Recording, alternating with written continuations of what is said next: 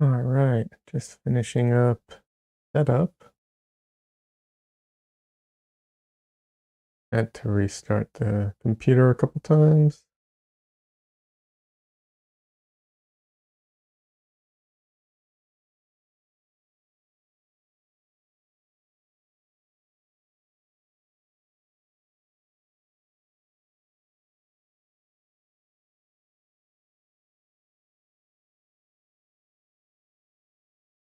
I'll be honest, I'm pretty um, unprepared today, unfortunately.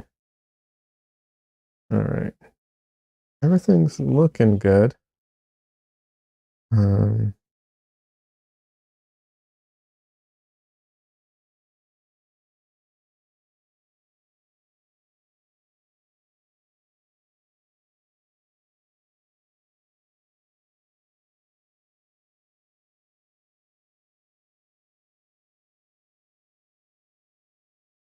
Alrighty. Hello, everyone.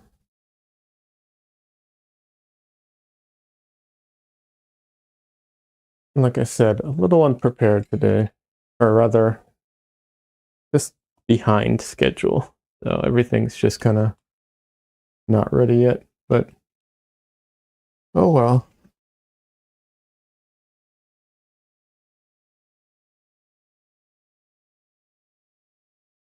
I think there's some value in preparing on stream too, at least a little bit, because I feel like sometimes people don't realize, you know, how much like prep and stuff, and even the stuff I do on stream is like very minor compared to the amount of prep I do otherwise. And I do I'm pretty light on my prep stuff, although I do spend a lot of time getting my reference ready.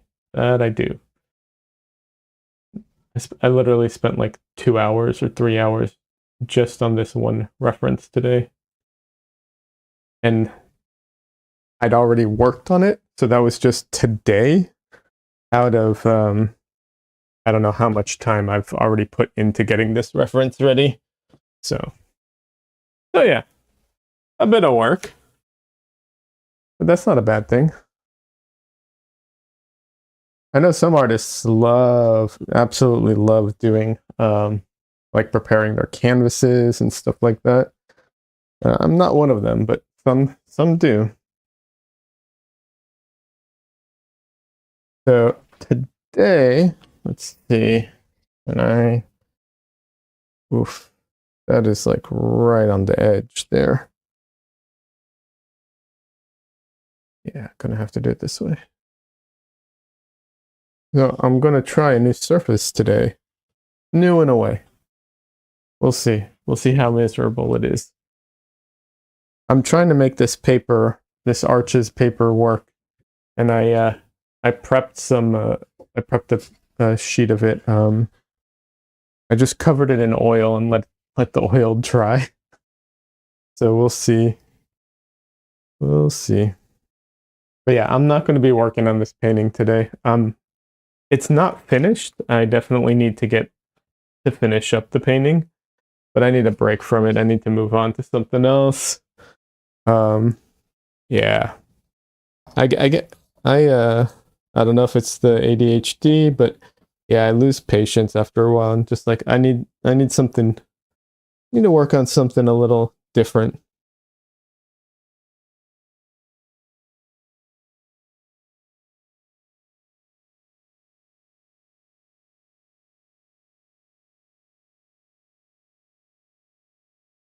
So what I'm going to do, I guess I should talk about what I'm going to do instead of just going to start. So I have this paper that I prepped. Um, I'm just going to take a board, tape it to it. I know, really fascinating stuff, but yeah, just part of it. Having said that, if you don't want tape covering the corners, then what you have to do is you tape the back of it, but leave an edge.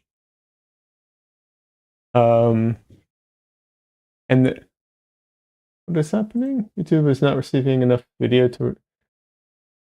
Why? What is going on? Why is my stream... Stream health looks fine. Why am I getting errors?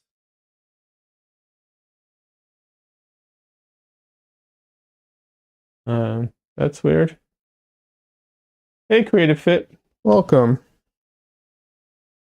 How you doing today?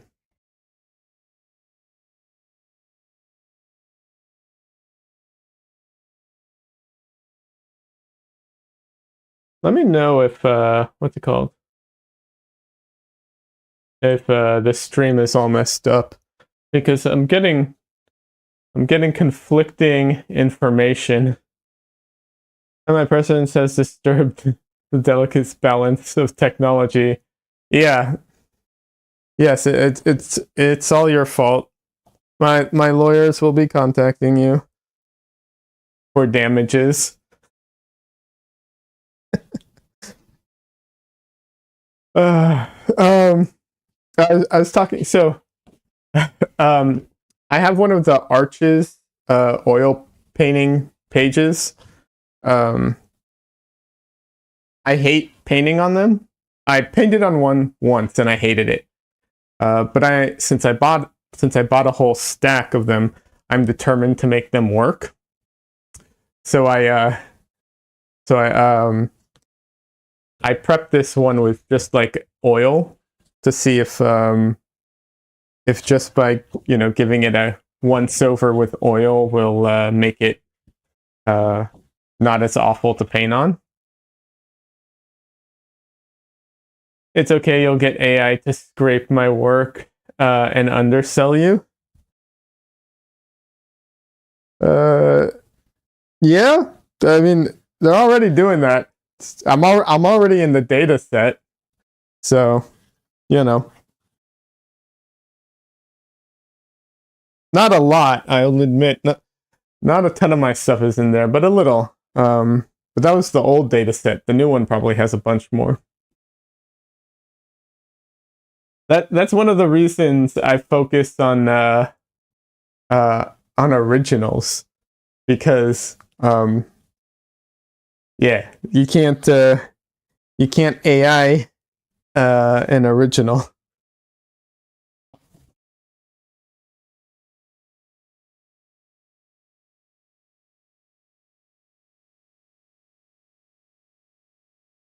Also, in all honesty, I love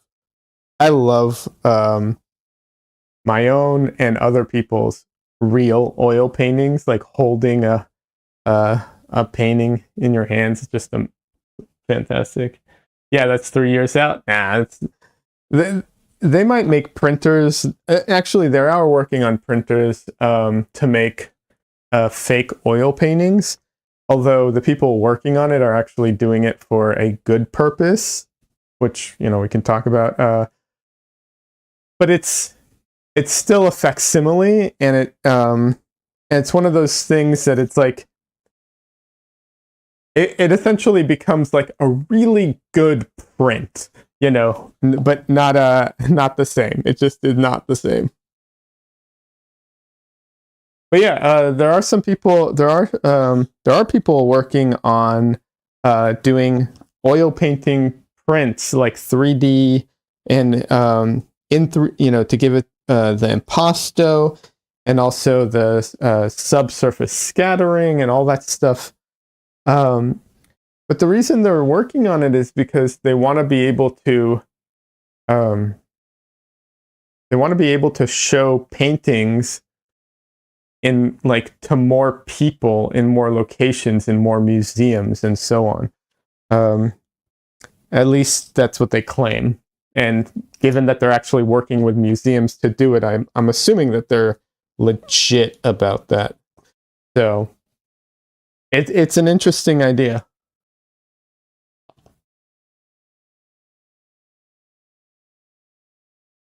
But yeah, I think that ends up just becoming like a really interesting print. But yeah. Oh, so I was saying, you probably know this, but in case you don't, so I prepped this this page, but I need to tape this. I need to, have a way of connecting this to my easel. So what I do is I tape the back of it, and then I'm going to tape the tape to the board. That way I don't have tape going over the edges, because I don't like that. That's, personal preference. I just don't like it.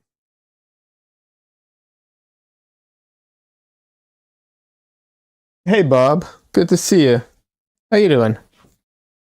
Need to check something real quick.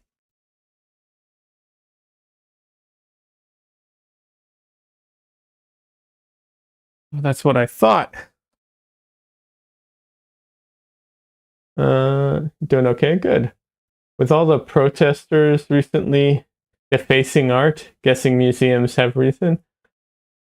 I mean, yeah, although my understanding is all the art that they're defacing, recently at least, is they're not actually ruining anything. It's all I mean, okay, they're ruining some stuff, but they're not actually damaging the art. They're just damaging like the glass and the frame and all that stuff, which I'm just like, I don't love that they're going after art, but I kind of understand their perspective on it, as far as like, it's a good cause theoretically, and all they're doing is damaging the glass. I'm sorry, I don't, ultimately I don't care that much. The ones you saw were hitting one in a case with oil or pie or whatever. Yeah, no, they there was one where they put like a chicken soup, or no, tomato soup on one of them, but on the glass, not on the painting itself. And there was one where they were smashing the glass, the protective glass.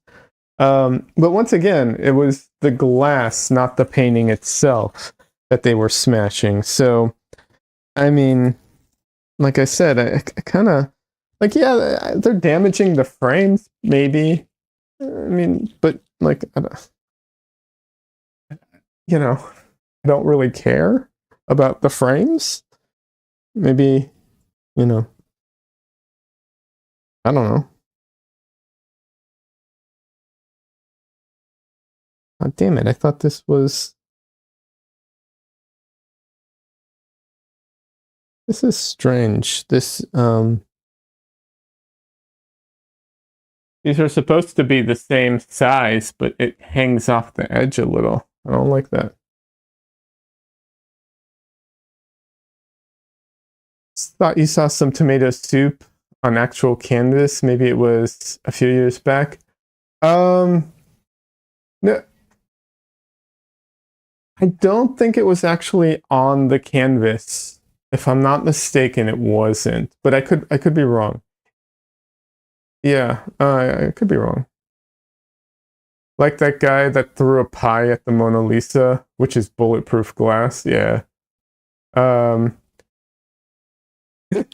I saw, unrelated to the protests, but have you ever seen the videos of people accidentally damaging artwork at museums?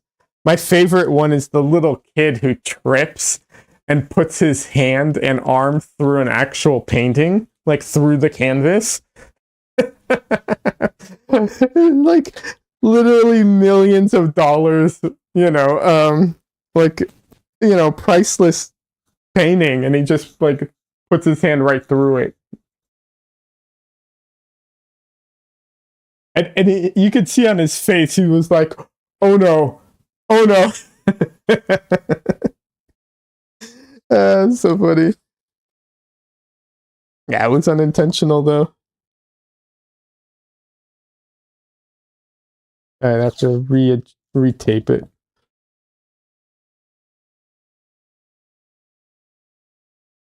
Steve Wayne put his arm through a Picasso at a party on accident. Wait, Steve Wayne could be a priceless NFT. Oh, are you familiar with are you all familiar with like the Antique Roadshow show, like that type of show where you know they interview these people who have like all these like, you know, heirlooms from their family, and sometimes they're worth money and sometimes they're not worth anything. I don't know if you're all familiar with that or not, if you've seen those before. Uh, this guy on YouTube is doing that, but for NFTs. It's hilarious. It's so funny.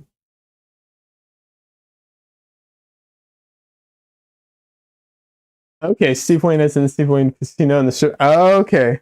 See, when I hear Wayne, my brain goes straight towards Batman.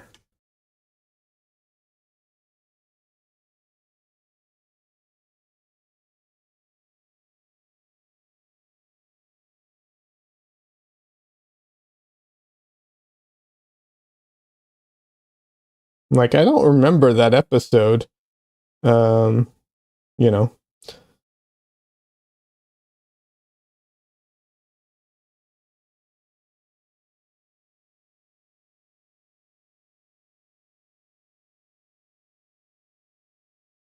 It's pronounced win in this case. uh, well, yeah, because the house always wins.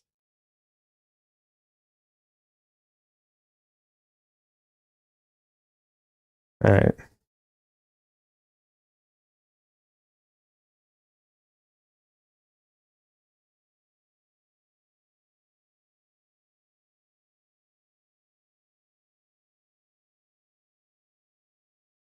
So yeah, this is a horizontal painting, so it's a little um, awkward to position it for the stream, but not that bad.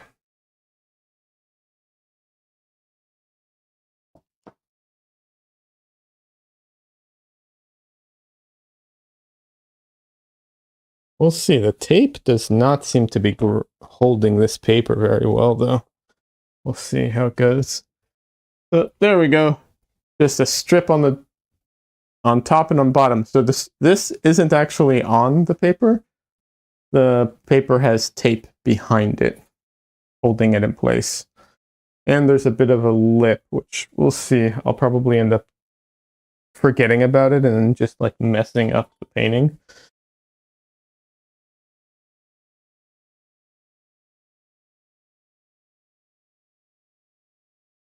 Let's see. Oh, he owned the painting. Yeah. All right. So this is not finished, but this painting is taking a bit of a break. We're just gonna put it over here and let it chill out for a little while. I will get back to painting it, but I'm honestly just tired of working on it. Oh. You should buy the banana and have house cleaning peel off the duct tape. The banana thing's interesting. Like I'm not justifying it. Oh, I should mention, I also do crosshairs of the center.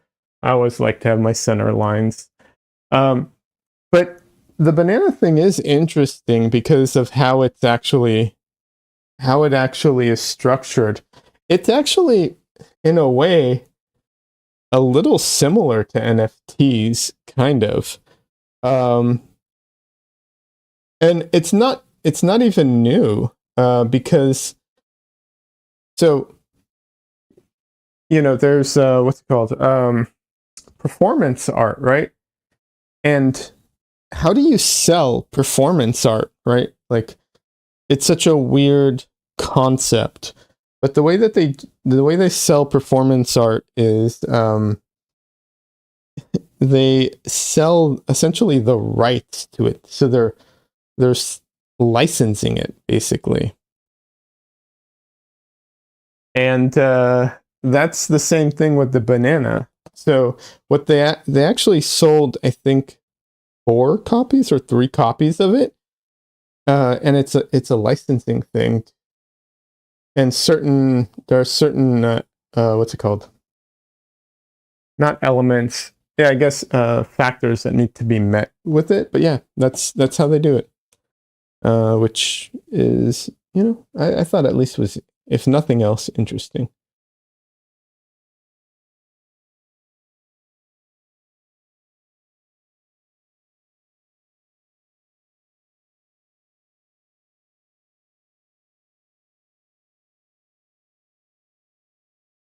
Flipping Liad Defense Arts. Oh yeah. I mean, I don't know. I thought some of that was interesting. I'll say this: I'm not a huge fan of a lot of like modern art and stuff, but um, I do think that learning about it and learning the context of everything can help appreciate it just a little more, or not think it's complete, garbage. Not that there isn't garbage out there, because there is, right? I'm going to say this. What's his name? Daniel Hurst. Is it Daniel Hurst, the guy that did the shark thing? Like, fuck that guy. I think those shark sculptures are disgusting. Damien Hirst. Fuck that guy. Damien Hirst. Yeah, absolutely. Fuck that guy. Like, look, I don't shit talk most artists because art is very much subjective. But like, there's no need for that. There's no need to do that, The hotel room he made is ugly as hell too. Probably. I believe that. Oh, the message was, yeah. It got modded. I'll allow it though. Um as long as I don't defend Shepard Fairey. He's the one who did the Obey, right? I'll be honest, I don't know enough about him to make a strong opinion overall. Honestly.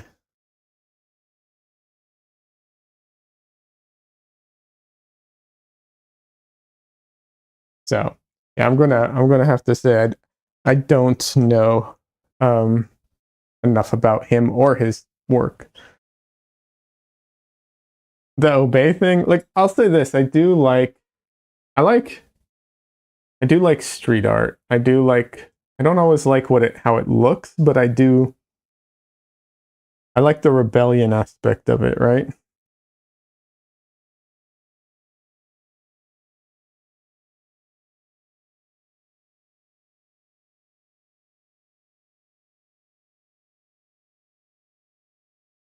That's subjective. He was sued for that image. Yeah.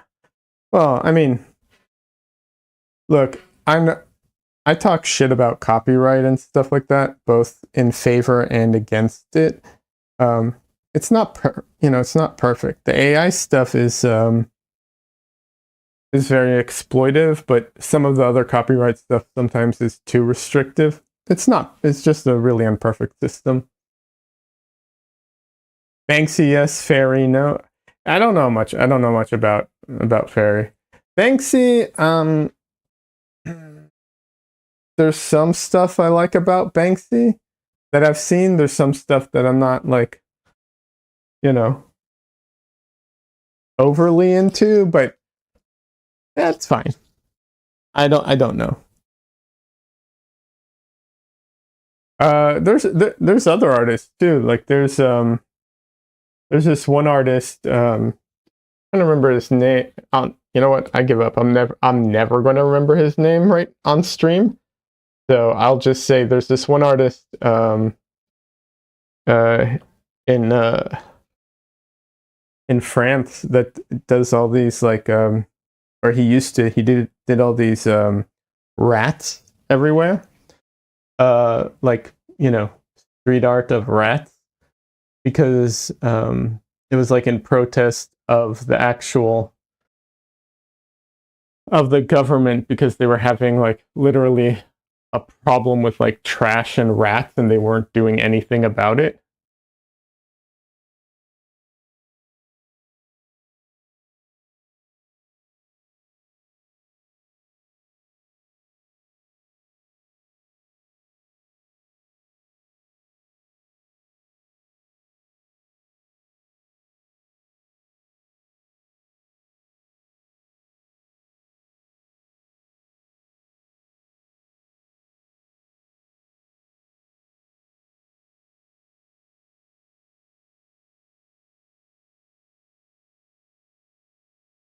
You find Richard Price really annoying? I don't know who Richard Price is. You draw a line at artists cannibalizing other artists' work, printing and profiting. I get that. Once again, I'll put it this way.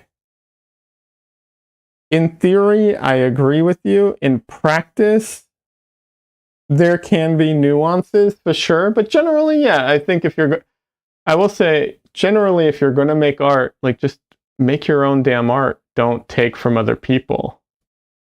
I think that's a really good rule of thumb. Like, if you're an artist, make your own art. Don't take from other people.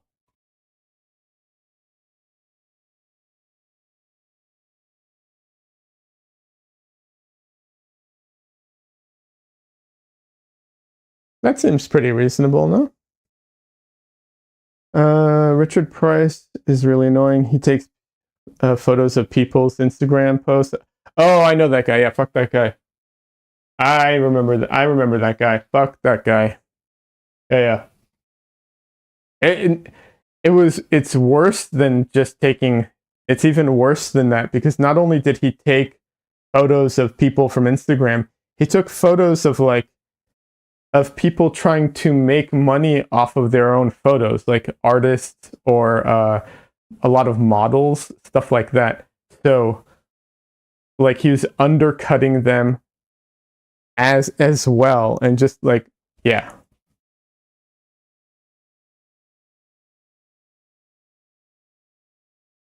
Okay, we have our hit list: Richard Price, Liad, Damien Hirst, Creative Fit. Got it. I see. So that they have no connection between the two. We're gonna try and go for that scheme. I don't think it's gonna work.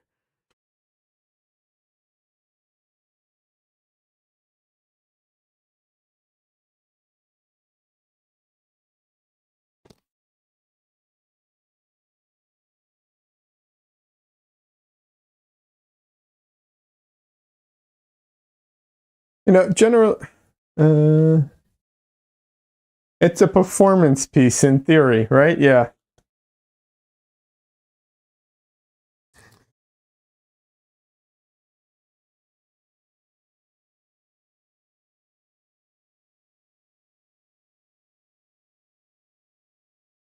But yeah, I will say this: I don't understand people.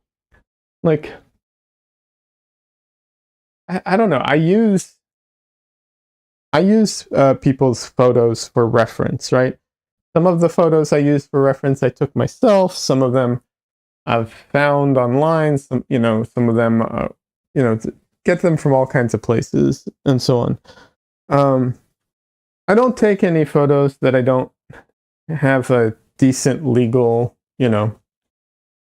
defense against, with the exception of some like fan art type of stuff. Like I did the Adam Conover you know, painting, stuff like that. But and I did a painting of Keanu Reeves. I don't think Keanu Reeves is going to care. Fan art is one of those things that often, helps the fandom overall.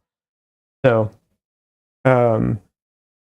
but even the photos that I use that belong to other people,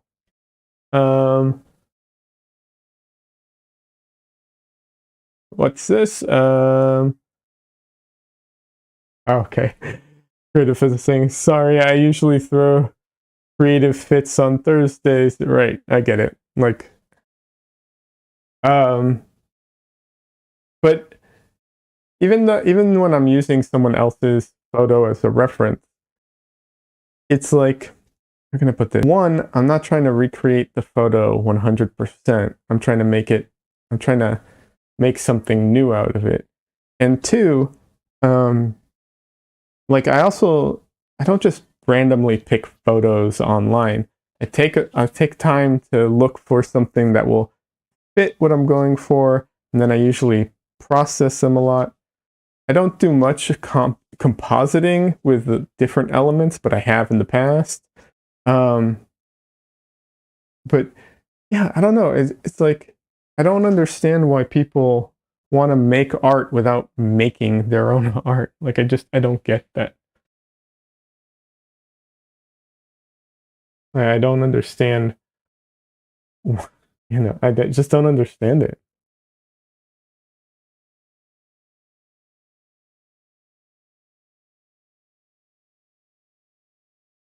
All right. Oh, so that's all dry. Good to know.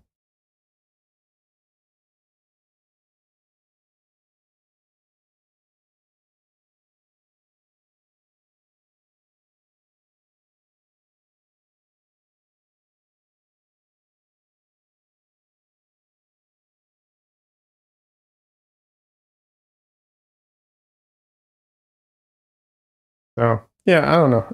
I never understood that. I think I'm going to actually before I continue, I think I'm going to adjust the camera just a little more. You tell me what you all think. Um, should I zoom in more on the painting? Because right now I have it set up. It's catching a ton um, of the palette, but you're also, there's all this extra space on top and on bottom. I feel like zooming into it would be, better.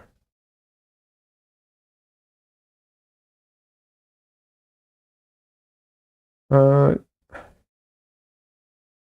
Bob says, I use a lot of stuff other people have made for your videos, but you do try my best to make sure that it's free use of some form, and it's something they wouldn't mind, like a screenshot or a headline with an agency showing. I see what you're saying. You're also not creating a brand that is against the man, uh, and intentionally picking 3 high-level artists and combining their work slightly and calling it yours. True, yeah. No, for sure. I mean, I think people are going to build off of each other's work. That's why you want, like, I think that's a good thing. But there's a difference between like building off of other people's work and using it in a way that is transformative and creating something new. I mean, I think the big thing is like if I take pieces of, if I take photos from someone and I use that for reference, aside from the fact that I've been getting most of them, if with the exception of fan art, like pretty much royalty free, but even if it wasn't, as long as I change it enough so that it's not like replacing the photo, then I feel like it, I don't know, that seems fine. Like it's a completely different thing, right? Like I guess it depends how much you change it, but that's my goal. My goal is to make it so that if you had the photo and the painting side by side, it wouldn't be a debate as to which one you would want to take home. Obviously, I want it to be my painting, but if it's not my painting, that's fine. But they don't really compete with each other because they're going to be so different that it's just not the same thing. I don't know. That's my thought behind it. But yeah, I'm going to adjust this.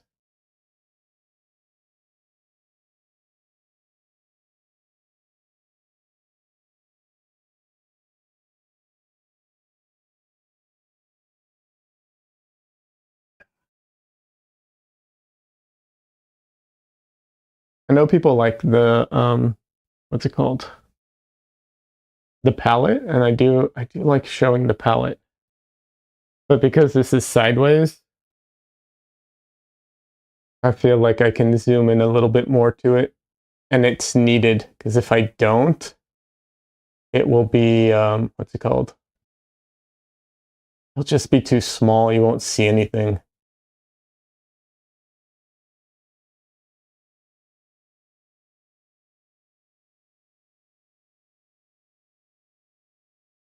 Almost got it. I should have done all of this before I started streaming, but that would have required me to be prepared. I got a nice elbow. Thank you. I appreciate that.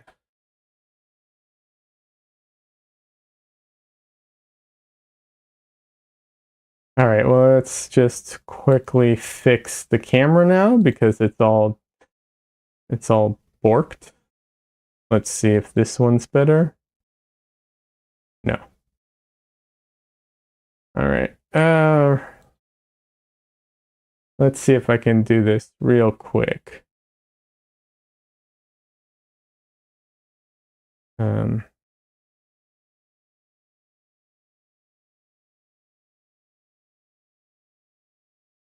Yeah, this is all the stuff I should have done prior to starting my stream, but it was a busy day today. What can I say?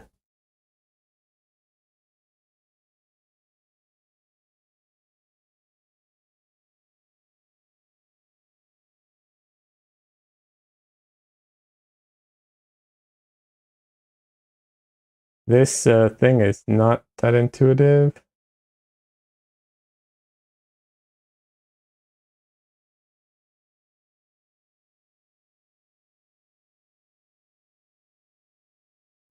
This is why I like not moving the camera at all, but yeah. One day you need to strap a GoPro to your brush and give us all motion sickness. Oh my god. No. I mean, yes, you would absolutely get motion sickness from that. That'd be horrible. That would be disgusting.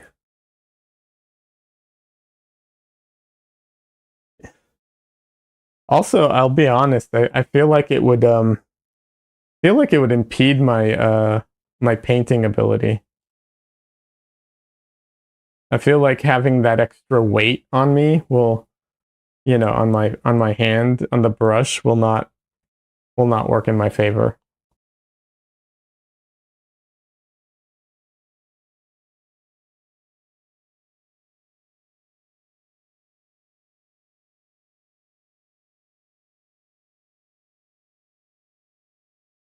All right, almost there. All right. There we go. Close enough. We lose a lot of the palette, though. In fact, we lose so much of the palette. Yeah. Oh well. It would be like weightlifting for your fingers. Yeah, my fingers are already messed up enough from overwork. I don't need to add like weights to to them. When changing mediums, but when lines and ink pieces are painstakingly hand drawn, and then the prints 30%. I can't with Shepard. He accidentally fell into art with Andre the Giant and has always struggled with originality since. No, absolutely. It seems like it. Absolutely. Look, here's the thing about art, right?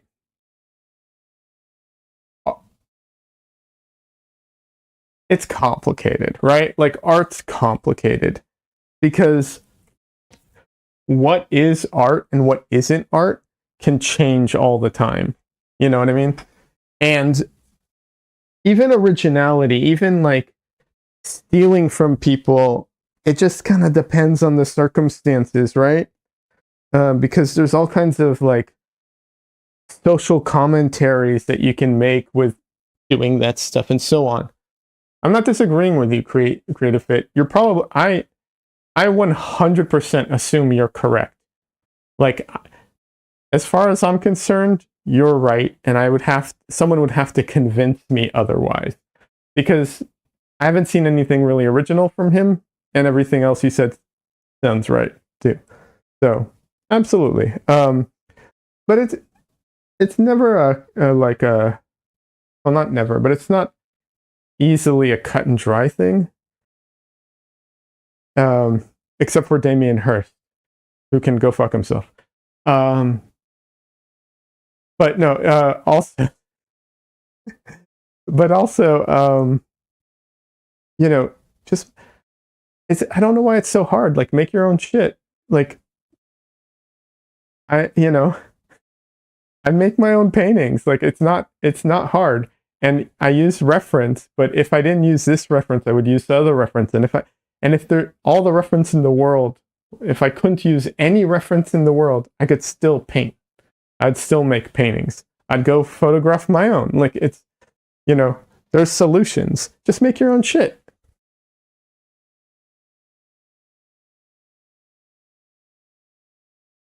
I don't know why so many people, not saying you at all, but I'm just saying, I don't know why so many people struggle with that.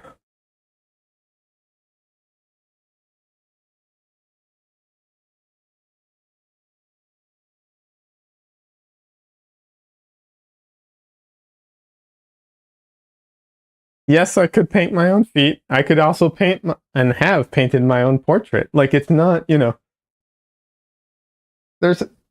not, it's not difficult, like that aspect of things.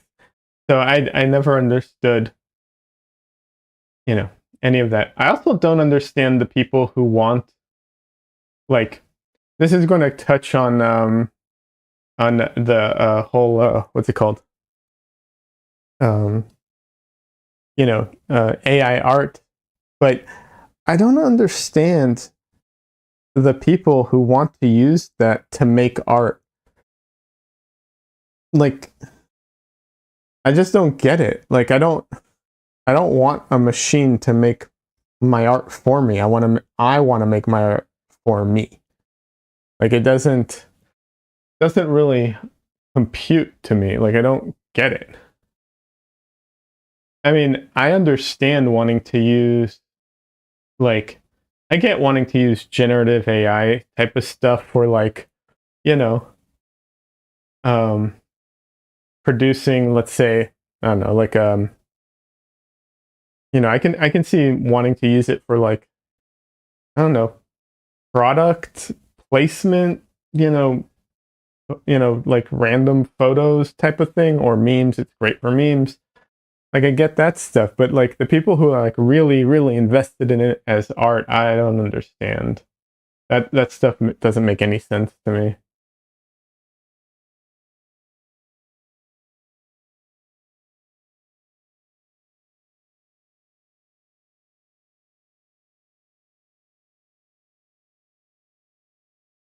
You have used AI when making thumbnails, but not for the whole thing.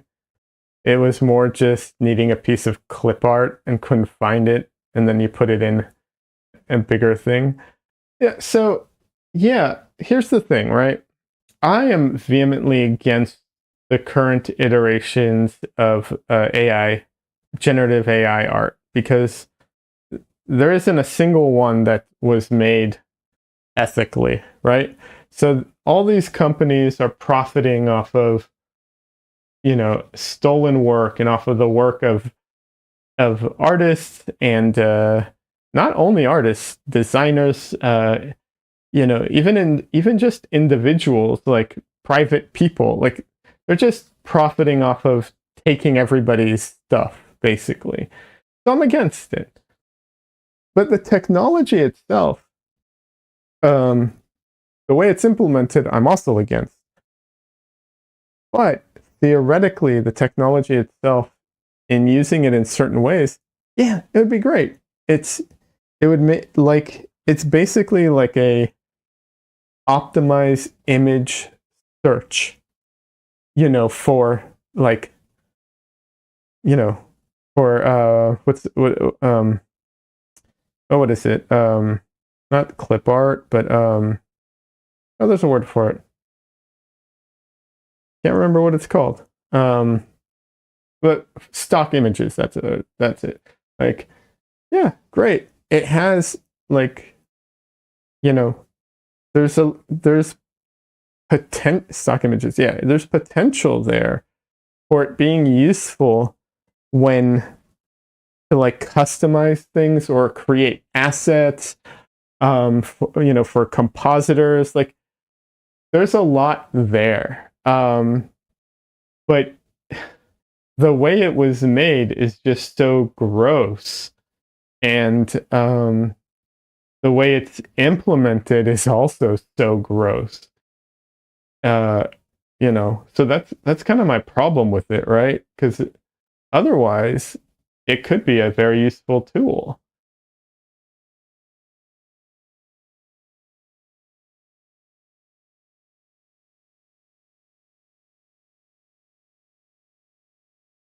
But yeah, I hate the way it is currently. But do you think it will create a demand for originals? Uh, no, I don't think it will. I think it will. Honestly, I think it'll reduce the demand for originals. Um, if it continues and becomes more prolific, I think it'll reduce the demand for originals, and not for the reason you probably think. I don't think it'll reduce the demand for originals because people will be, um, won't value it, uh, but rather, I feel like it'll do a few things. One, it's going to drown out artists. The quantity that it just pumps out. No, people can't compete with that. It's just, it buries people. It buries artists. No one's going to find you. And then the other aspect is, and I've seen this with photo retouching because I used to work in photo retouching. With the exception of like high-end places, most places don't care. They don't know what good photo retouching looks like, and they don't care. And it's because the people's visual vocabulary over time has actually gone down because people don't study art, they don't study photography, they don't, and they're fed sub-mediocre stuff constantly. And so it degrades people's ability to even see and understand quality. And this isn't something that's unique to like art specifically, and I'm not like saying that I'm immune to it. It's just one of those things that, how can I put this? Have you ever had something it could be a review of a movie. It could be talking about art. It could be talking about music, anything where you think you have an idea or the general public seems to have an idea of something. And then you have an expert kind of explaining why that isn't the case. And you just can't see it because regardless of what they say, you don't have the ability to really understand it. You do think AI needs a lot of regulation? Oh, it needs a ton of regulation. There's so many problems with it, you know. There's all kinds of like ton of problems with it. Just yeah, so much. But you know, that's why they're racing, right? Because it's new technology and they want to outpace the laws and saturate and be first, and then you know, then it'll be too late, which is not true, but that's what they want you to think. They want you to think it will be too late. I know this seems like nothing right now, like it's just like, what are we looking at right here? But I can explain a little bit. So this is a balcony. This is the rail right here.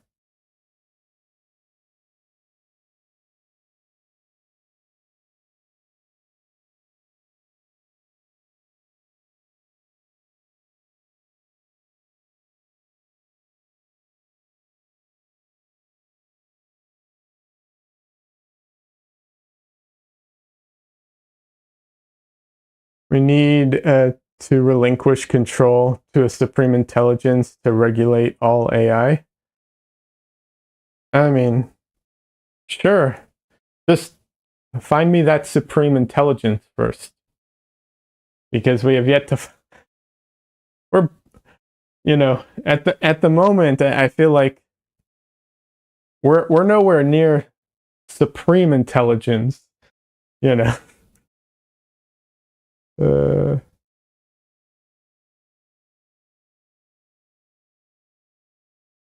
But yeah. No, unfortunately, I do worry and do think that there's a good chance that it will reduce. Just because, like I said, it just reduces people's like. Okay, I'll give the example. I'll give is I follow this person on YouTube who called the charismatic voice, and she's an opera singer, and she analyzes, you know, singing and people, you know, and songs and stuff like that. And she, like I said, she's an opera singer, but she's been doing a lot of like heavy metal, and I like heavy metal, so that's why how I found her on YouTube, right? The thing is, sometimes she talks about music or singing, and she explains to me why something is like really great or why this is so hard or whatever. And I'm just like, oh, okay. I can repeat what she just said, but I don't understand it. You know what I mean? Like I can say the words, I understand the meaning of words, but I don't understand why. Like I have no ability because I haven't, you know, I haven't done any of these things. I don't sing. I don't play instruments. I haven't, you know, I don't do, I don't compose music. I just can't understand what she's talking about. And I think there's a degree of that with art too. You know, I know that's where like the snobby artists come from, but I do think there's a degree of like expertise, you know, and overall we all just lack that in general, like as a society. You think AI could have a lot of great uses? Yeah, it can, absolutely. For like knowing when a machine could break or like weather prediction. Yeah, absolutely. There's a ton of uses for it. Really great uses. Also in the medical field. Use AI as a last resort because right now you don't have enough money for multiple stock services. I get that. I do understand that. And it's not cut and dry. And once again, the onus shouldn't be on the user, right? Like when I buy a cell phone, right? It shouldn't be my responsibility to make sure that, they aren't using child labor to make the cell phone, right? Because I'm not buying child labor, I'm buying a cell phone. You know what I mean? um, and I only have so much time in the day to figure out and to research these things. Like literally, that's the job of government, like regulations. That's the job of, of government bodies. Like that's the point. That's why we do that. Right? It's so hard to verify if even the stock services are being honest right now. They're absolutely, and a lot of them aren't. There's a lot of even stock images suffer from this issue of stolen images, and now there's AI images infecting stock images. And Adobe, who claimed that their AI is ethical because it was trained on their stock images, only to find out that they auto opted everyone in, and that their stock library is actually a marketplace, so people use it to make a living. And now all those people can't make a living because they have the what's it called? They have the stock. They have the AI to replace them for free. Got to make some tough choices for the good of all Cree, right? Yeah, I'm just saying, like, So it's once again, I don't think it should be on the user. It should be on the companies making it. But their whole argument as to why they don't do licensed, they'll say all kinds of stuff, but honestly, it just boils down to it's hard and expensive, and it's easier to do it this way. So they did it that way. Like, yeah, making art is hard. Welcome to the club.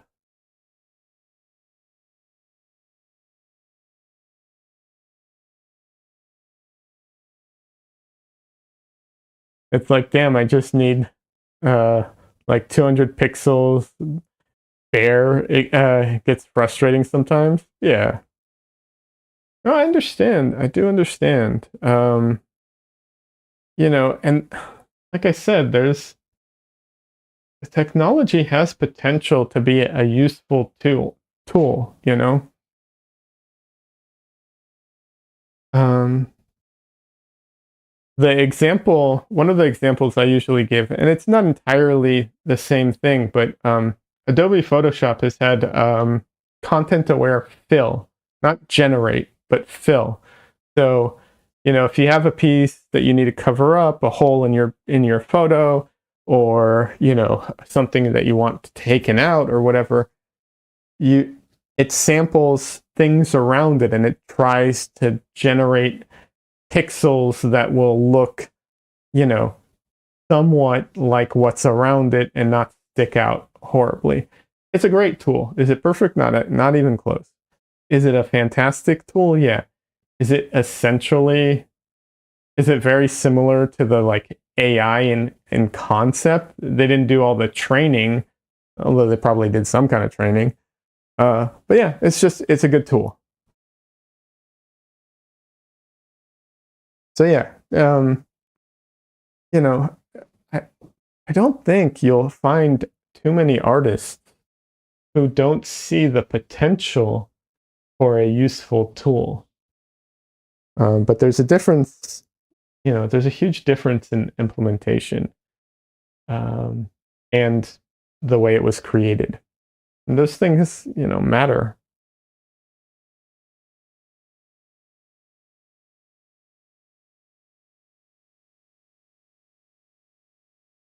I think I'm still going to hate painting on this. I tried putting down a layer of oil paint, this not oil paint, just oil, to see if saturating it with oil will make painting on it better. But I suspect it's going to be miserable, honestly.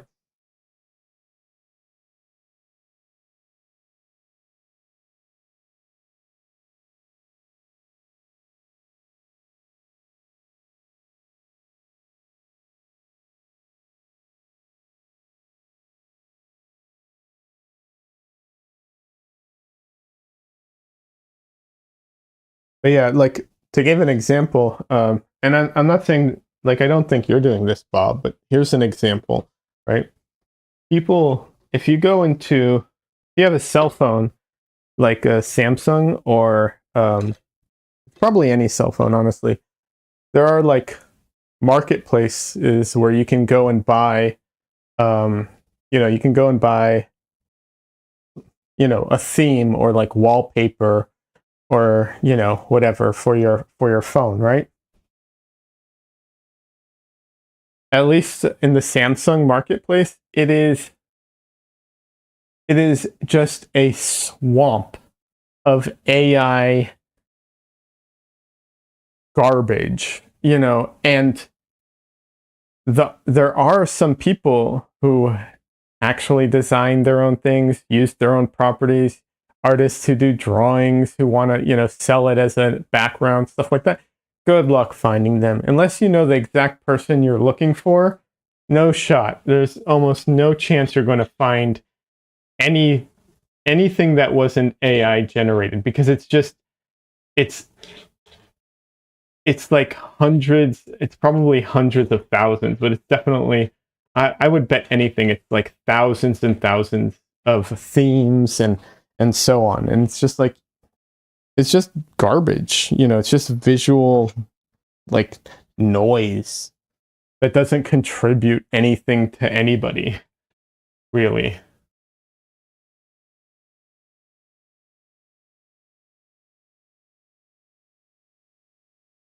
So it's stuff like that that's frustrating.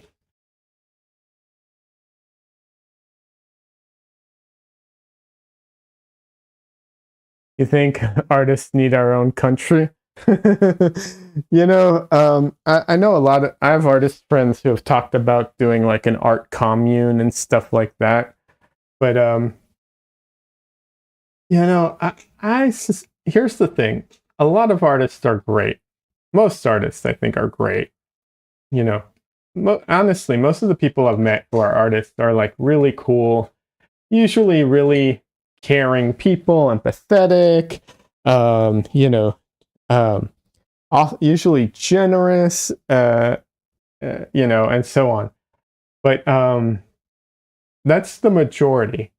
There's a, you know, there's a percentage, a small percentage that are fucking crazy, and not just in an artistic way, but in a like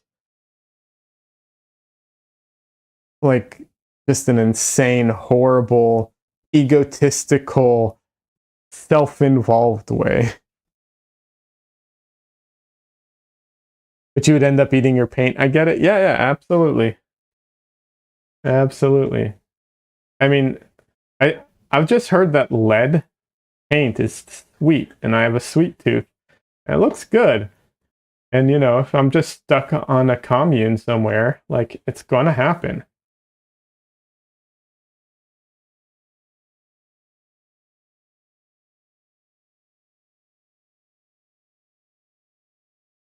Bob says, yeah, and part of it for me is I have only used it in thumbnails, which is not the point. I'm not doing it just extra thing. Yeah, I get that.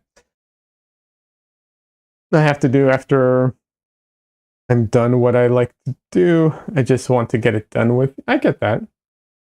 Like I said, I understand it. And I really don't think it should be on the user to decide these things, right? Like, it's such a flawed system to like put it on the user. to determine, all of this stuff. There's so many people who are just gonna, I happen to know a lot about it, and artists generally tend to know a lot about this stuff, but that's not everybody, and even artists, a lot of artists don't. People are busy. People have busy lives. They don't have time to deal with all this stuff. Also, a lot of people aren't terminally online, and so what is going on here? It just jammed up on me. So once again, it shouldn't be on the user.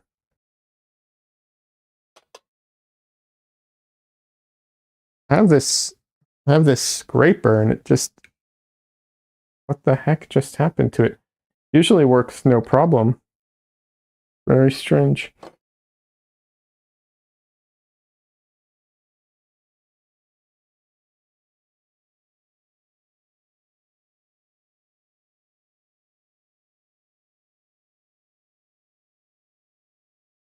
So yeah, I don't know.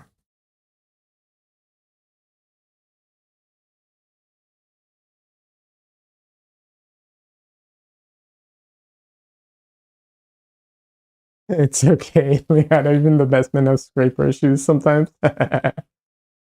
What if we all wanted Lego gifts from AI? Should we get sued? I mean,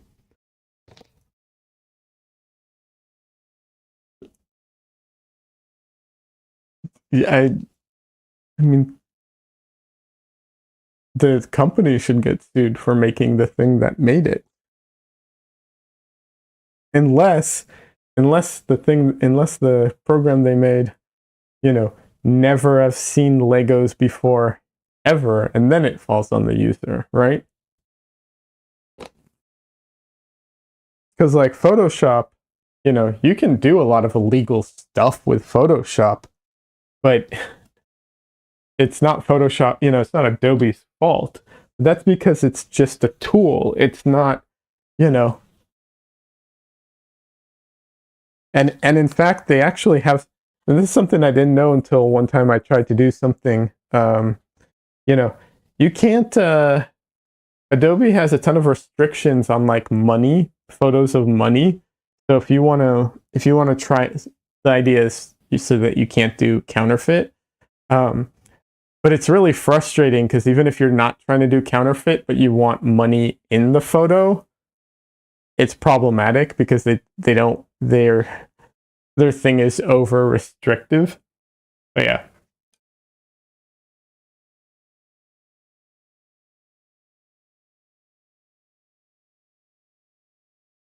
But Adobe Illustrator, you can't. They restricted logo reproduction. Do they?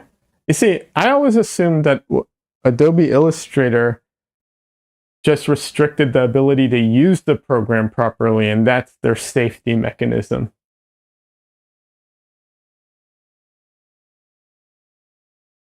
I didn't know that they had more in there.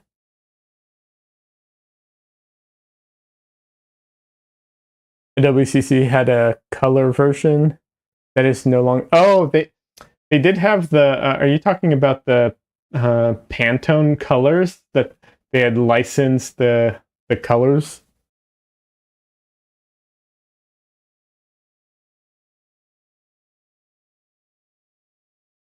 That's why you use Affinity. They don't mind.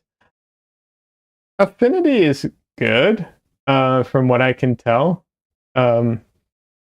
It's one of those things. I think it's going to get you most of what people need, but it ain't as good. It's good enough for me. Yeah, exactly. It's good enough for most people, I think. I do think it's probably good enough for most people. It is yeah. Yeah, that's basically it. It's not that complicated. Yes, I agree. It's probably good enough for most people. Because if you need the there are some super specialty things, you know, then you're going to need those super specialty things. It's just the way it is.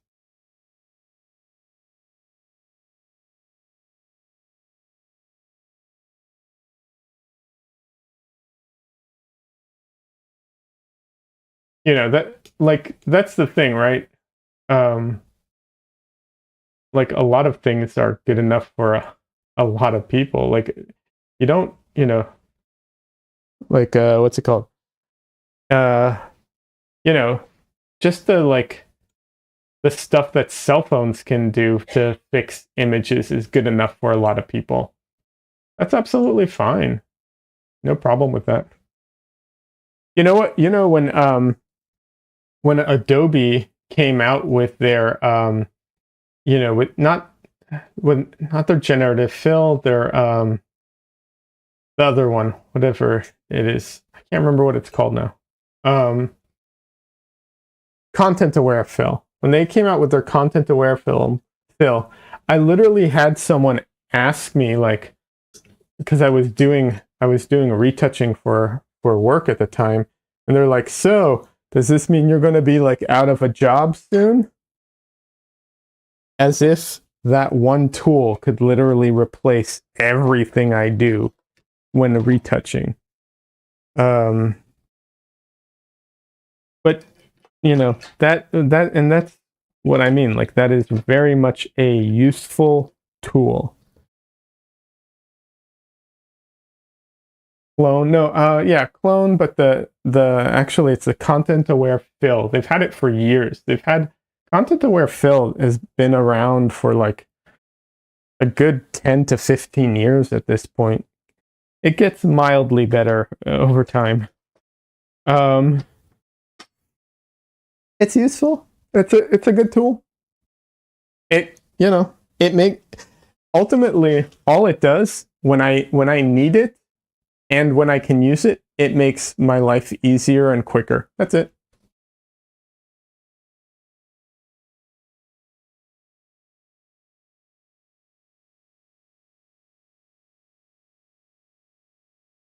So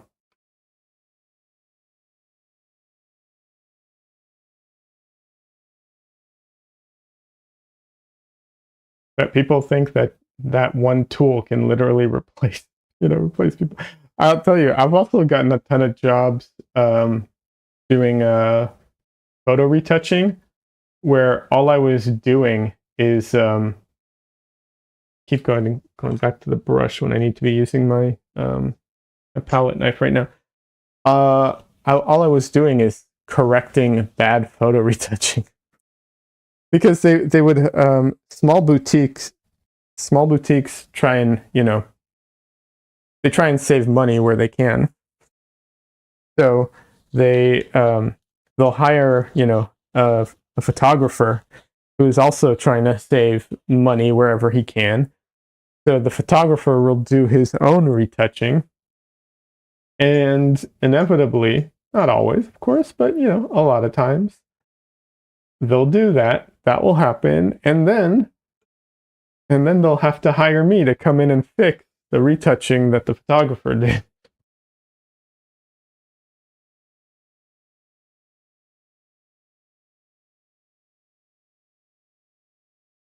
So I'm pretty sure no one saved any money in that equation, but I made money. So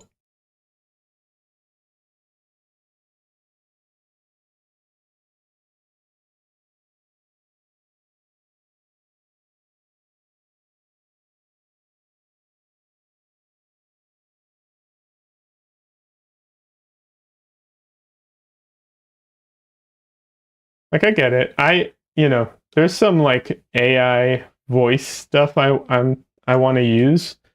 I can see it being very useful for particular what's it called, use cases for me. Um, but what's it called? It's I know that there's an issue with voice actors being like having their information, their voices trained on and having them try to replace them with AI. And I don't know if the services I'm looking at did that or if they're different and doing something different. I don't know. I'm not as well versed in that, you know. That's why I think you know, it shouldn't be on the end user. You have been a Fox photographer all backend for me. What? I have been a Fox topographer all backend for me. I am either misreading that or not understanding it. It's probably not understanding it because I'm tired, and I apologize in advance for being stupid.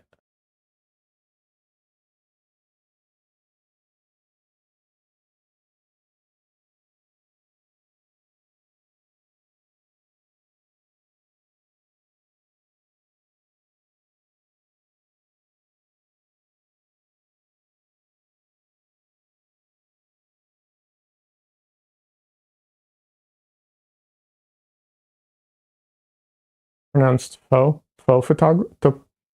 Faux. Is it faux photographer or photo? No, it's not topographer. It's a photographer.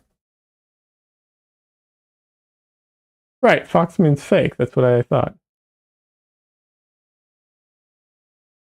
Dad is trying to get a Scarlett Johansson AI voice to engage him while he paints. No, no. There's some AIs that do like they use the voice. So I was looking at using my recordings for like what's it called, for content, right?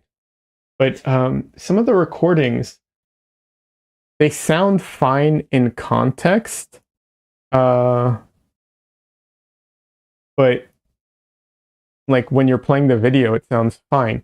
But when you extract the voice to use it just as like a voiceover on something, suddenly it all just sounds bad because all the like the flow and everything just starts to sound weird when it's extracted like that.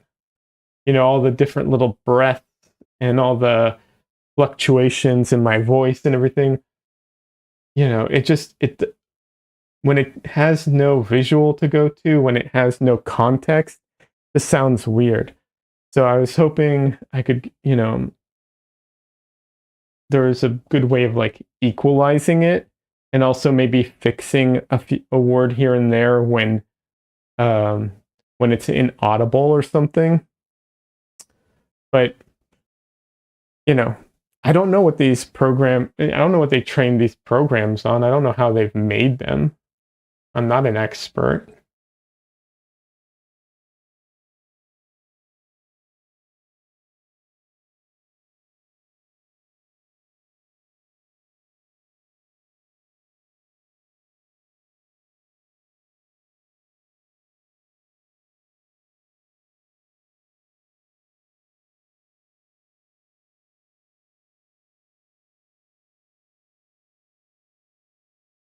Yeah, I'm gonna hate working on this. This is thought I'd fixed it, or I'd hope rather.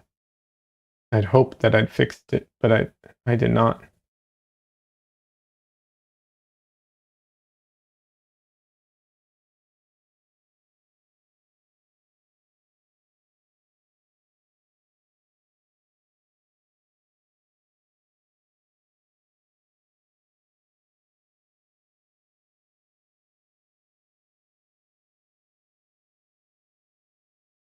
I'll be honest.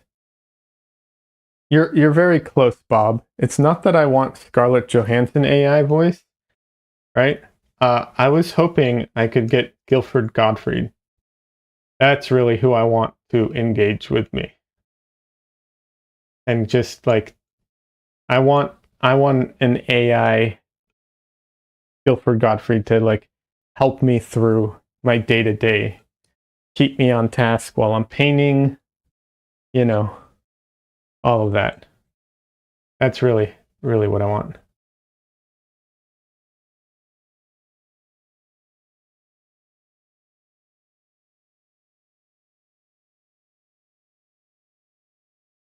So wait, what are you trying to do with the audio? Like make a podcast out of your stream? So eventually, yeah, if I could make it into a podcast, that would be amazing. But right now, even just making like shorts, like just like a minute video, just take audio out from like a moment, flip it so that it's, like so it makes sense, and then just put like a what's it called? Uh Speed paint behind it.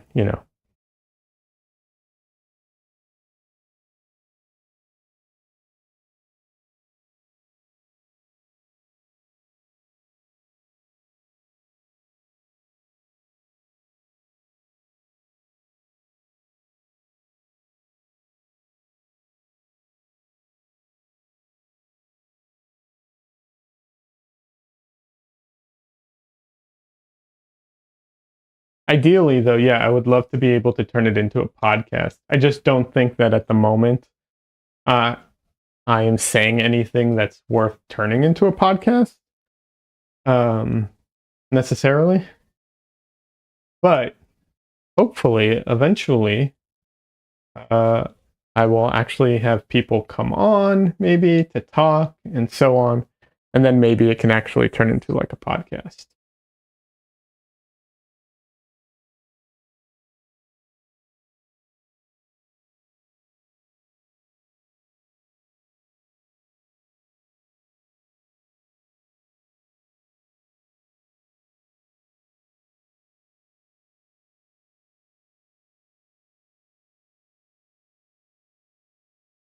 There are a bunch of tools for removing breath and the pauses. Yes, you can just make a cut and shorten the length and pause till it seems right. Yes, there are a bunch of tools, and I'm looking into them. But sometimes, like, there'll be moments where, I said, like, my audio goes up and down a lot, like the volume and not just volume, there's another word for it, the tone or whatever, because we're having like a conversation versus like a presentation, you know. Um, yeah. And then there's, sometimes like there'll be, I don't know, like a word will be inaudible because it either, or you can hear it, but it's just not something it's so broken. Either there's noise on top of it, or I happen to take like a breath or laugh or chuckle right as I was saying it or whatever, and then it's just lost. There are programs I've been looking into different ones to try and do some of this stuff. Um, you know, we'll see what I can find. Just put a compressor and limiter on it. You should do that with all audio. I do. I do have a compressor and limiter, but it's not perfect. I don't have a 32 float. I debated getting a recorder with 32 float, but it just seemed overkill, and I knew I wouldn't be using, like, I wouldn't be going in and using all of the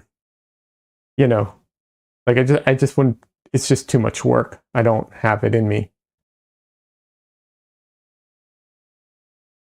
Show notes. We will get there. Hair makes up all the jazz. What?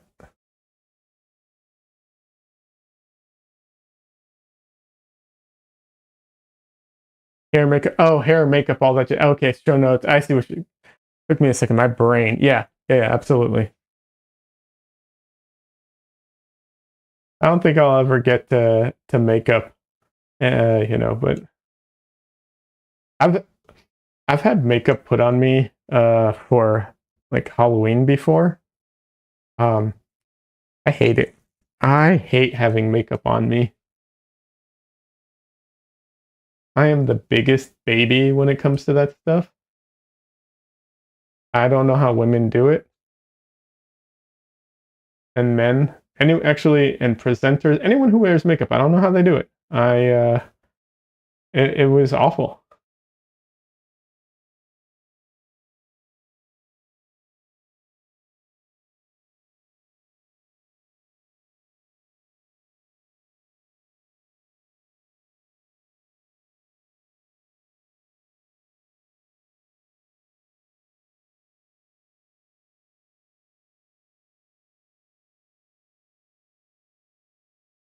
Does my limiter not have a makeup gain? I don't know. I'm using the OBS stuff. It has a what does it have? Yeah, so there's I have there's a compressor, there's a what is the other one? There is a limiter. There's also a suppressor, I think. So there might be like two different types, and I don't know the difference between the two off the top of my head.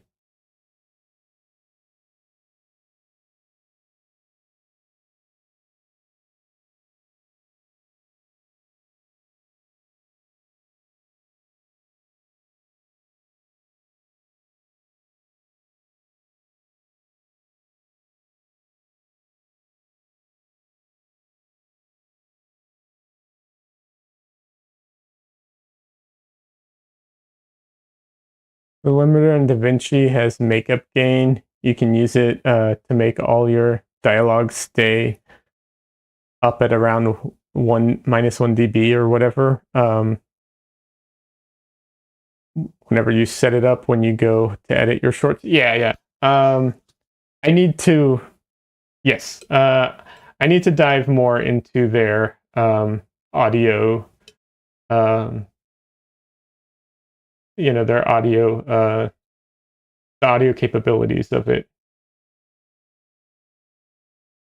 I was hoping that there would be a quicker way of editing, and we'll see. I'm working on it. I know there are programs that do this. It's kind of patchwork at the moment, where it's like, okay, so this program lets you, do this, and this program does that, and it's just kind of a patchwork of things. Like I would love to. There's what is it called? I think it's called text-based editing, where you edit based off of the closed caption. So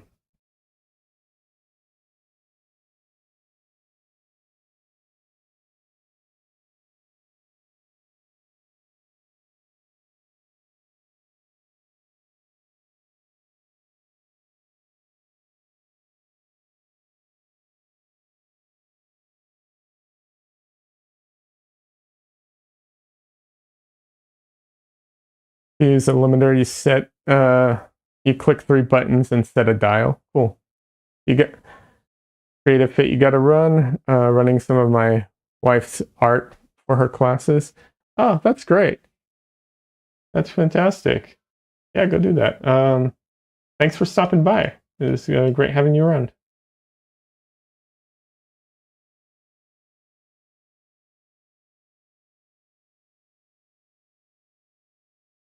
Oh, I might scrap this painting. Oh, I might scrap it. I'm so frustrated.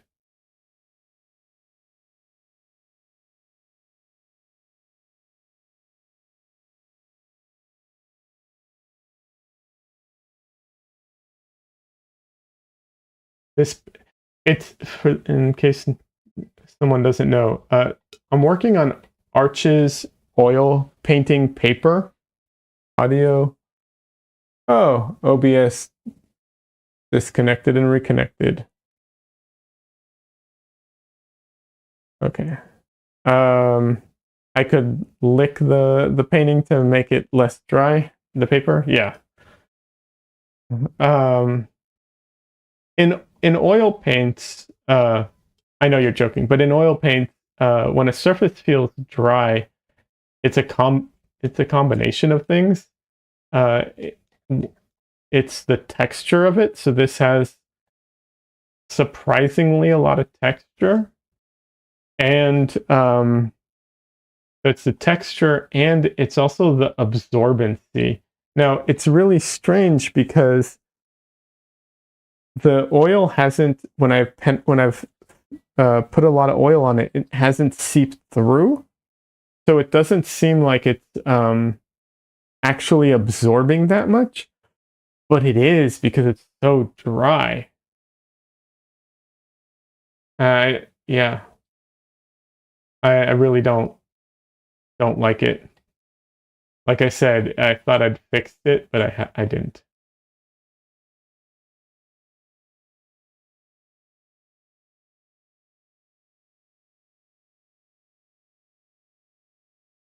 That's why I'm so, like, I've made so little progress on this painting. Part of the reason is because of this. Like, I'm putting down paint and it's just like, you know, like I need to put down like triple the amount of paint that I normally have to.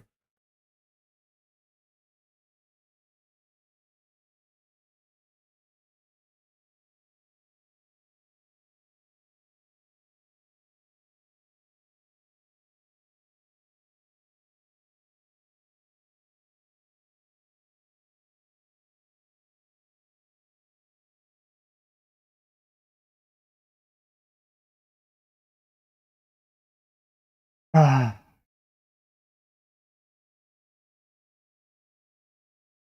Like when you get those wait, what is this?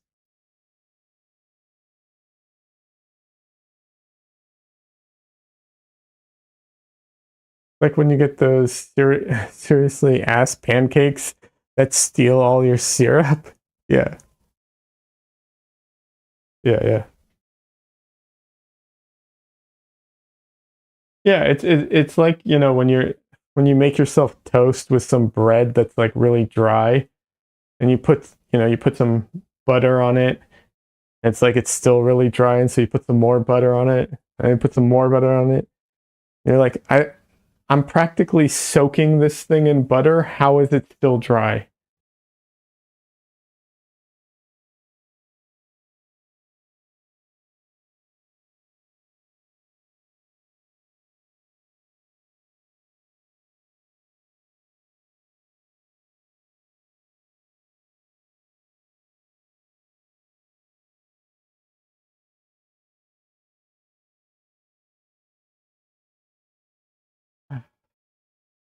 Yeah, that's just frustrating. Yeah, just painting on a Popeye's biscuit. Yeah, it's the equivalent. Not nearly as tasty though. Ah, I'm just frustrated with it. Yeah, it's so frustrating.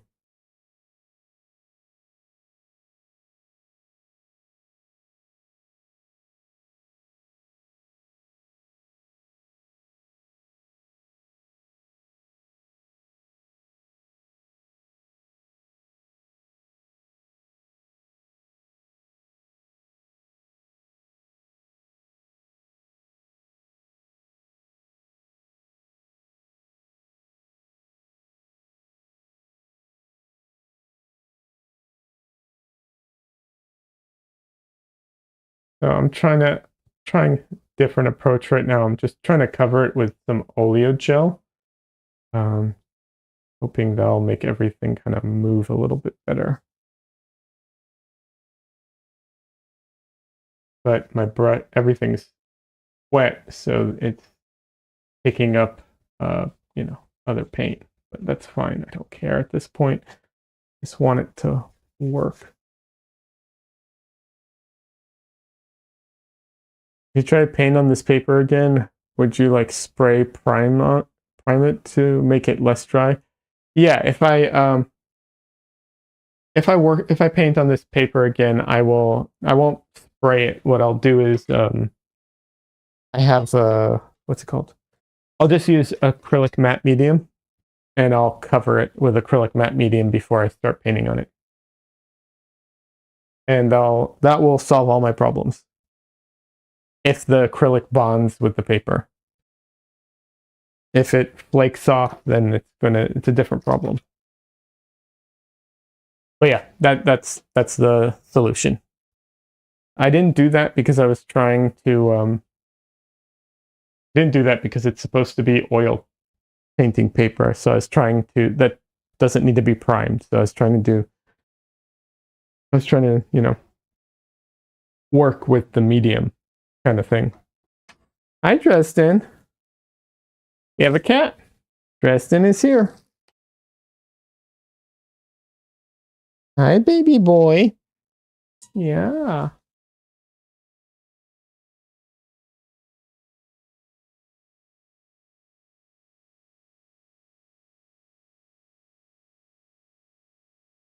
Oh, baby boy.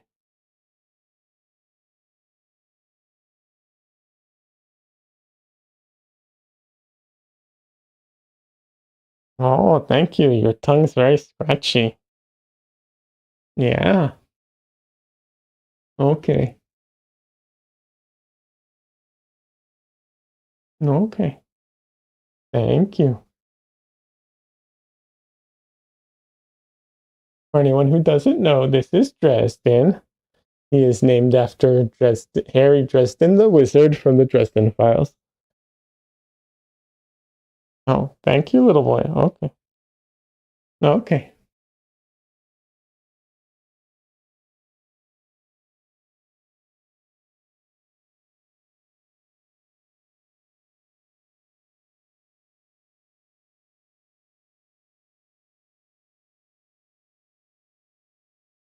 He is a very, very sweet boy. Not very smart, but very, very sweet.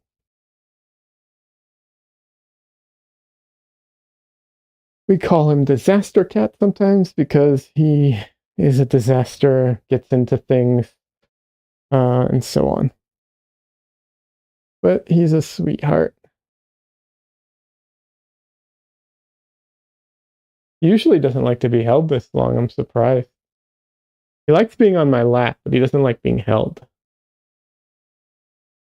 Most gingers are a disaster. Yeah, I've heard that about ginger cats. But yeah, the joke is they all share one brain cell. Not inaccurate, but he's such a sweet boy.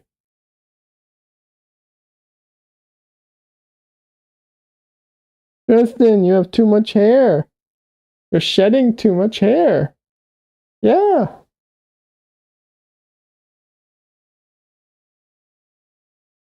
Okay, Justin, I'll put you down. You can have my chair.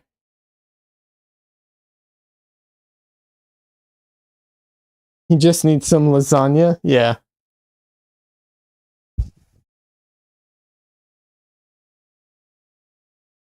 He'd probably love. Wait, no, I take that back. He wouldn't. I don't think he'd like the tomato. But otherwise, he'd love lasagna.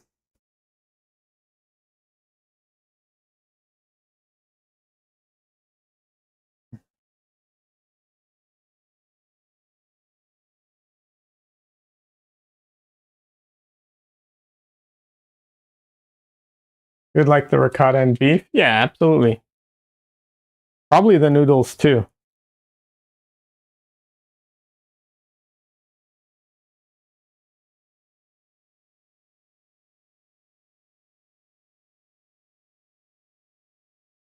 Like, I'm not going to say he'll eat anything because he won't. He's not the pickiest of eaters either. Not when it comes to human food. Cat food, on the other hand, very picky.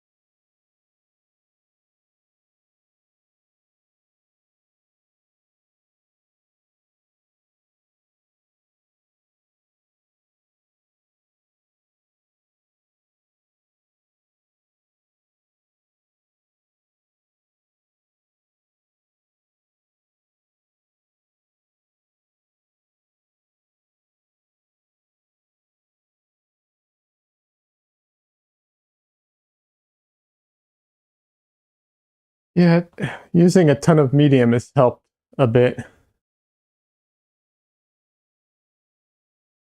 Not exactly the best way of handling things, but you know, whatever.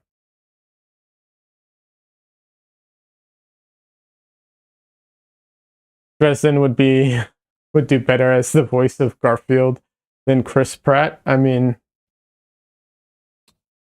probably.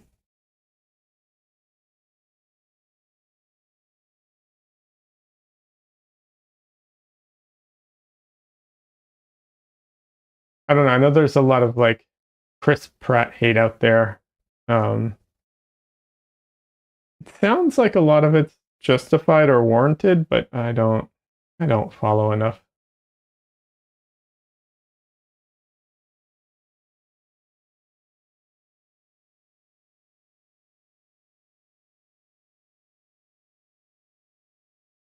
I know he voiced Mario, and that was dumb.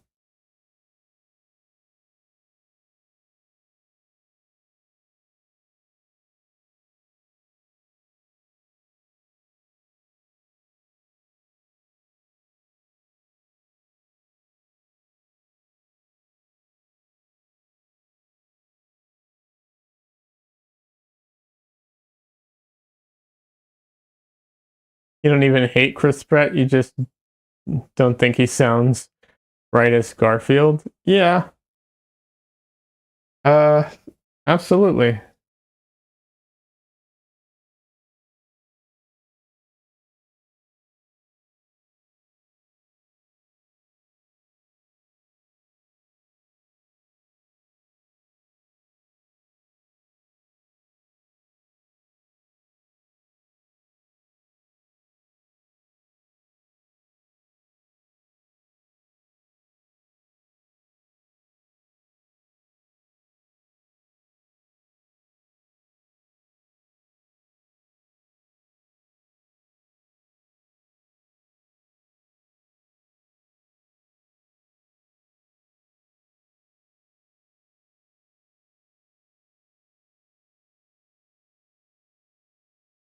Aubrey Plaza would have been better.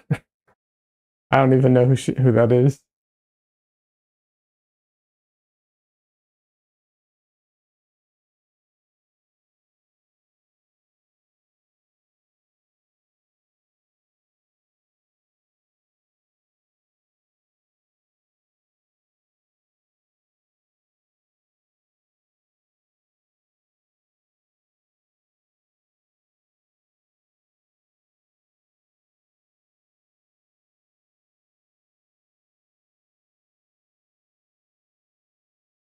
The girl from Parks and Rec that speaks monotone.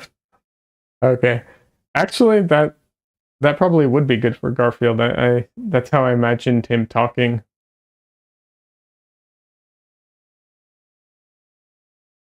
Although I have to admit, I've not watched Parks and Rec.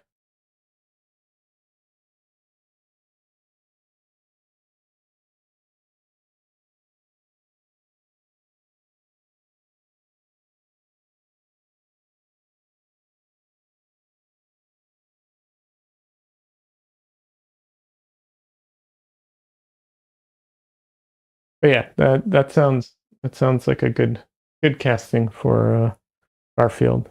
Very monotone.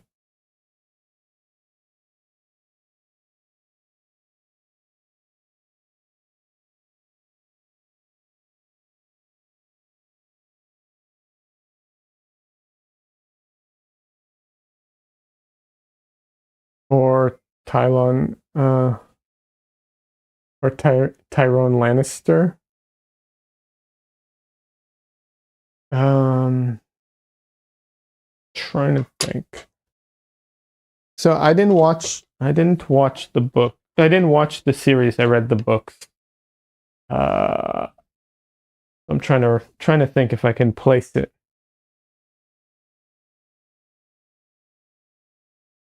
I was planning on watching the series. I'm not one of those snobs who's like, oh, I read the book only. No, I read the books. Technically listened, but I read the books, and then the plan was to read the books and then to watch the show. Oh, the little guy. Okay. Yeah, I like him. Yeah, he would be great. Um, but I got so pissed at the books that I decided that I don't want to watch the series. Yeah.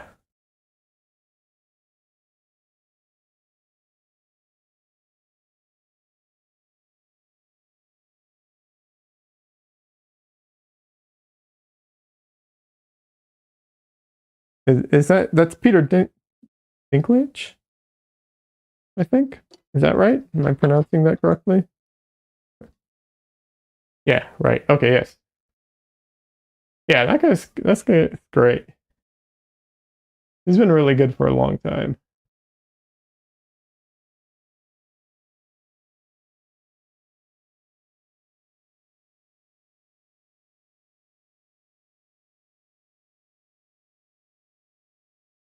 Yeah, I listened to the books and I got so pissed at the series that I just decided I don't want to even watch the show.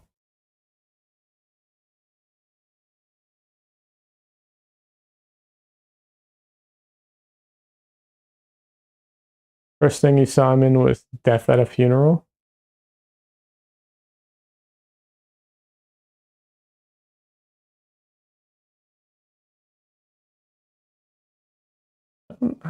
Yeah, I don't know when the first time I saw him was. Trying to think. I can't exactly place it.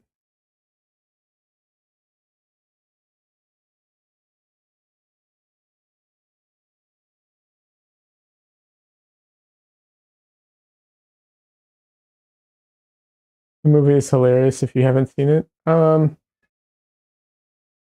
Yeah, I don't know. I can't. I'm trying to remember what it is, but I can't. Maybe I I don't know.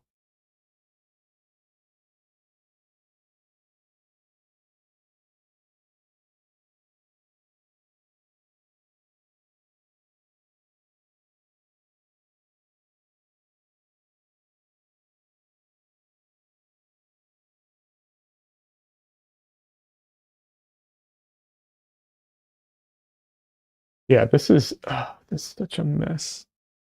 I'm so not happy with how this is going right now.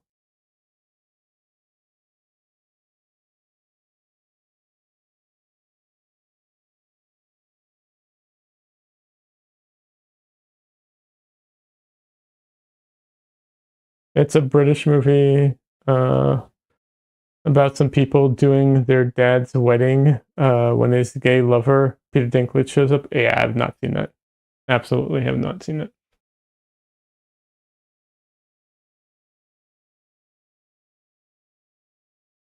Honestly, the extra amount of paint and the frustration that this paper is demanding is like it's almost not even worth painting on. Because like part of the reason for painting on paper versus like canvas or boards or whatever is it's economical, right? Like it's cheaper, it's thinner, it's easy to store, all of those things. Probably some other things as well. It's easy to roll and so on. But the painting on this is so miserable for me personally. Like I'm sure some people will love it. I don't love it. And I need to use so much extra paint. I don't know that this is economical in any way.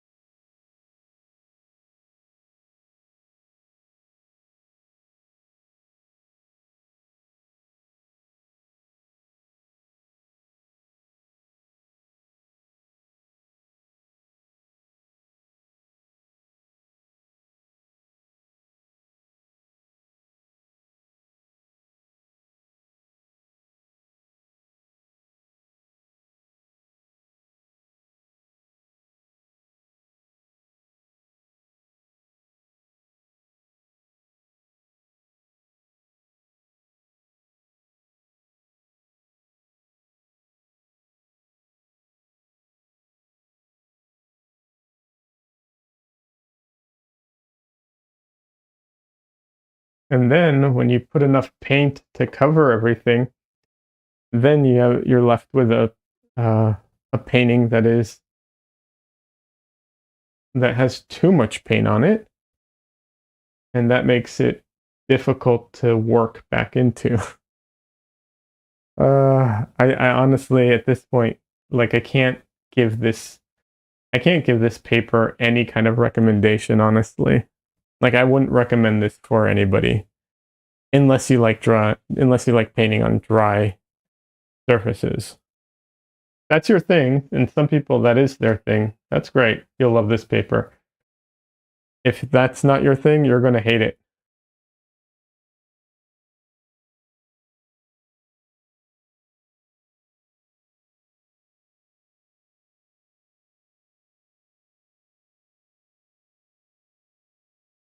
Yeah. I do hate this.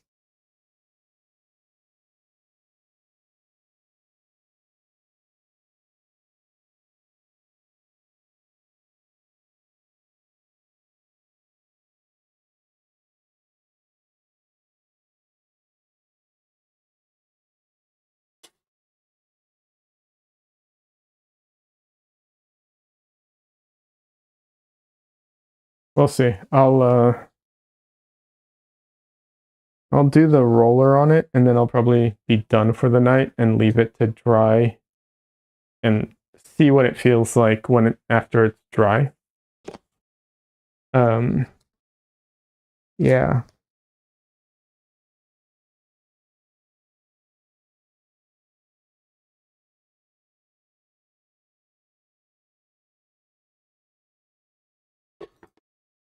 I'm hoping the brayer helps fill in all those little bits. I heard a tip the other day for free painting substrates. They leave big metal canvases out on the street for free. They're just on poles waiting to be taken down. Yeah.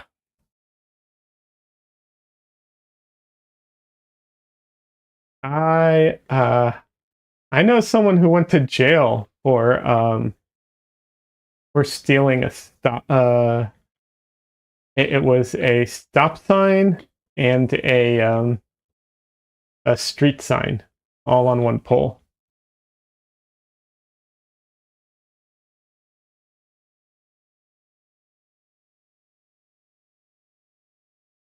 The issue is it's not just an economic thing, right? It's also like, I don't want to have to take the time to what's it called, to prep my surface.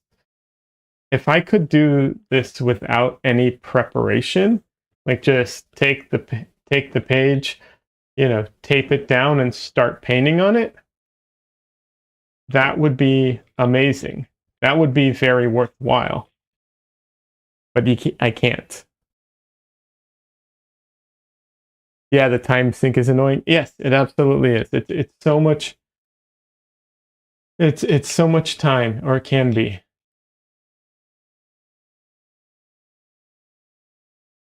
So yeah, like usually when I do this, right? Because this is not the first painting I've done this on. Usually when I do this, you can see much easier what I drew. Like it gets messed up, but this just looks like nothing. I'm very unhappy with it.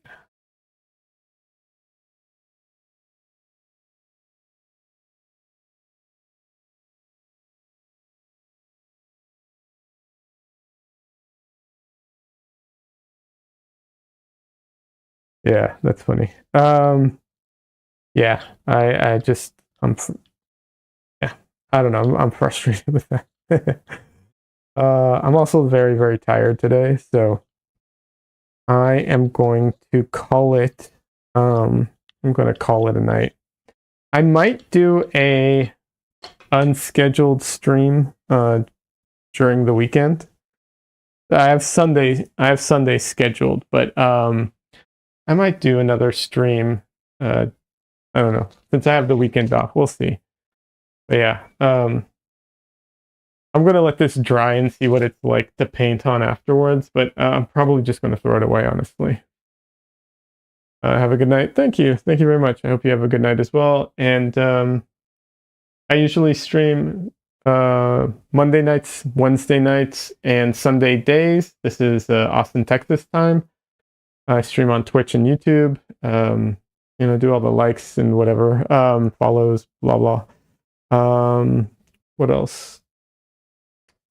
Questions are welcome if you want. Comments in the YouTube channel, all that stuff. Anyways, have a good one, everybody. I'm calling it a night.